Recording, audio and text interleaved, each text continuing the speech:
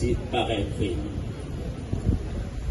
Mesdames, Messieurs, la PNH occupe et a occupé les premières lignes sur le front de guerre contre les malfrats, malgré les problèmes d'effectifs et les carences d'équipement et de matériel.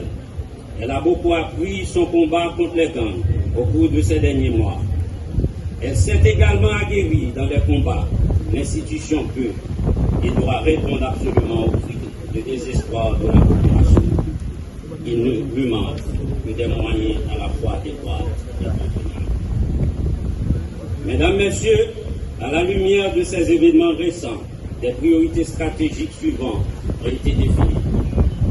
Le renforcement des capacités opérationnelles de la police nationale, équipement, armes, technologies, blindés, hélicoptères, bateaux, drones de combat et des équipements de vision à vision nocturne, etc.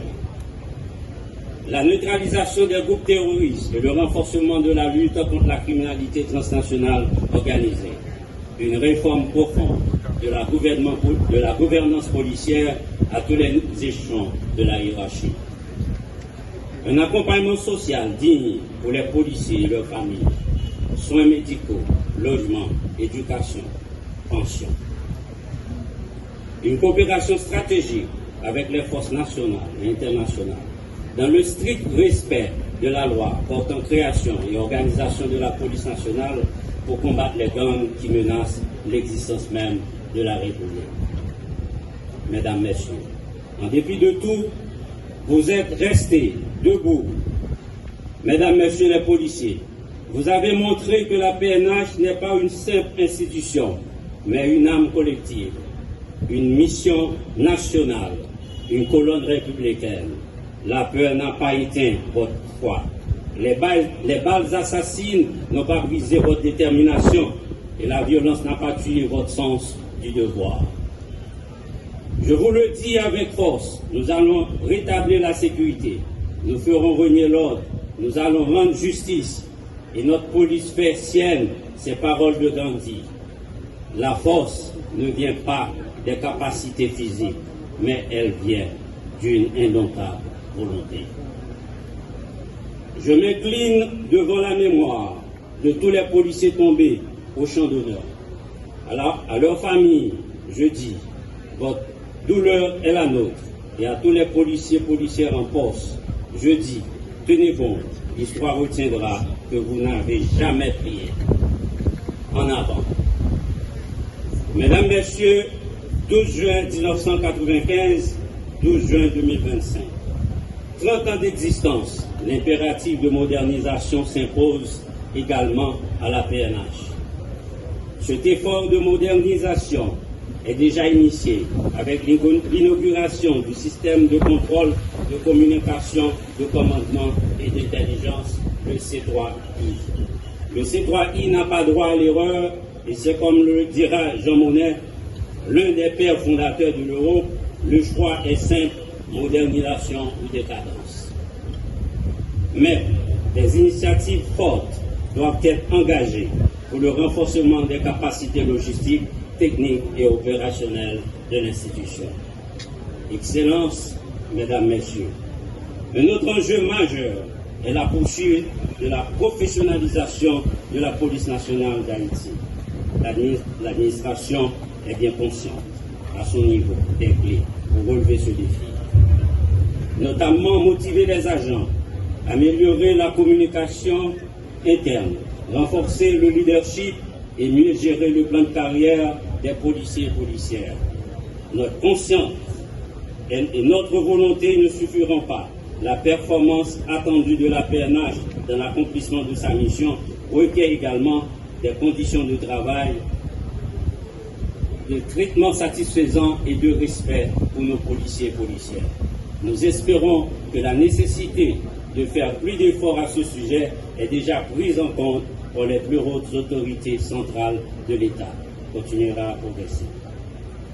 Mesdames, Messieurs, je profite de cette même occasion pour rappeler les grands piliers qui doivent guider nos réformes et nos actions futures. L'amélioration des conditions de travail, des équipements et des infrastructures, un accompagnement social digne pour nos agents et leurs familles, soins de santé, logement et assurance, etc. La formation continue tant au niveau national qu'international afin de renforcer nos capacités. La moralisation de la force, le renforcement des mécanismes de contrôle et d'évaluation pour combattre la corruption, la violence gratuite, l'ivresse en service, l'indiscipline et de toute forme de dérive. La décentralisation de l'inspection générale de la police nationale d'Haïti, le renforcement de la police maritime, la création d'unités de la police de l'air, la création de deux grands centres de formation pour le Grand Nord et le Grand Sud, la décentralisation des unités de combat tactique pour les trois grandes régions, Ouest, Grand Nord et Grand Sud, à raison de 1000 agents par région. Le plan quinquennal de développement stratégique de la police nationale 2025-2030. 12 juin 1995, 12 juin 2025. C'est le moment de remercier toutes les organisations nationales et internationales, les gouvernements passés et présents, tous les secteurs qui ont soutenu et accompagné l'institution. La poursuite de votre support est cruciale pour que l'institution puisse être capable de répondre à l'urgence absolue actuelle pour son développement. Mesdames, Messieurs les policiers et policières, policières de tout le personnel administratif de la PNH, nous avons franchi le cap des 30 ans, protéger et servir. Reste et demeure notre devise, mais à 30 ans, la PNH doit s'imposer comme force tranquille. Mesdames, Messieurs, au-delà des individus, nous avons un héritage commun à préserver, la police nationale d'Haïti. Une institution apolitique au service de la démocratie, de la République et surtout du peuple haïtien. Loin des intérêts partisans, restons attachés aux valeurs de discipline, d'intégrité, de transparence et de professionnalisme. Il m'a dit, citation, grand tête, Franck Etienne qui dit, s'il t'arrive tomber, à prendre monter choix chute là, et que même chute ça, a servi choix là pour continuer bataille. La situation difficile pays a, bien jodi a. Maria et police population, rete seule chimère solution. Maria si là, doit venir pi jam, pi solide. Maria si là, doit pi bien organisé pour éviter dérive à mauvais coup. Mesdames, Messieurs, Maria et police population, c'est seule chance nous, pour nous porter la victoire sous bandit.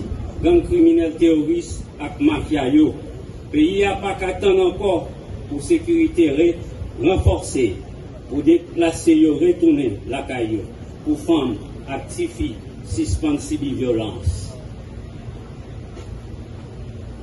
Information haïtienne qui a service d'intelligence police nationale d'Haïti, tête collée avec service d'intelligence pays Saint-Domingue, rivé mettre en bas code 3 terroristes haïtiens qui étaient à l'acheter drone avec accessoires caille dominicain pour tenter de lancer drone kamikaze dans le pays d'Haïti.